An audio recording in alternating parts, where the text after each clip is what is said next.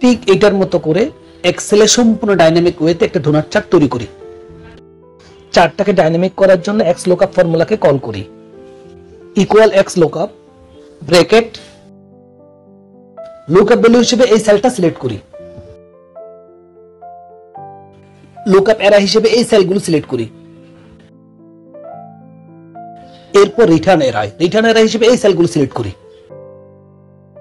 এরপর bracket close করে enter দিই।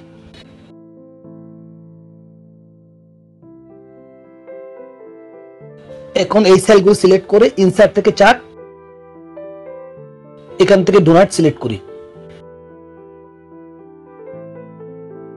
চার্ট এলিমেন্ট থেকে চার্ট টাইটেল এবং লিজেন্ডকে আনচেক করি। এবার এখানে রাইট বাটন ক্লিক করে ফরম্যাট ডাটা সিরিজে ক্লিক করি। ডোনাট হোল সাইজকে 50% করি। বর্ডার থেকে বর্ডার উঠতে বাড়িয়ে নি, একটা বর্ডার কালার সেট করি।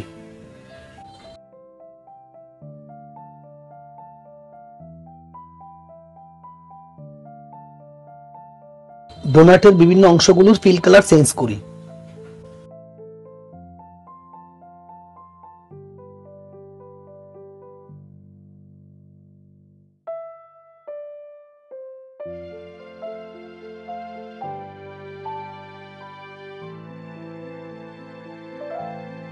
চার্টটাকে জায়গা মতো বসিয়ে নিই।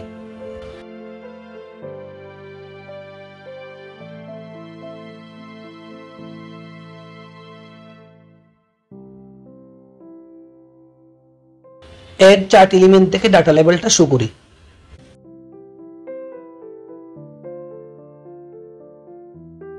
ডাটা লেবেলগুলোর ফন্ট কালার এবং ফন্ট সাইজ ঠিক করি।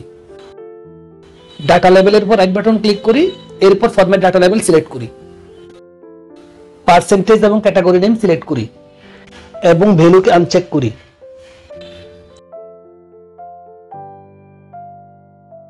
এবার ইনসার্ট থেকে শেপে ক্লিক করে একটা শেপ নিই। ফর্মুলা বারে টাইপ করি ইকুয়াল, এরপর এই সেলটা সিলেক্ট করে এন্টার দিই। লেখাগুলোর ফন্ট সাইজ এবং অ্যালাইনমেন্ট ঠিক করি।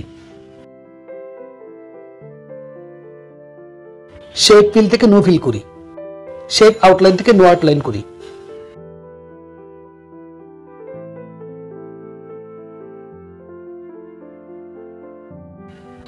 এখন ফলাফল দেখি।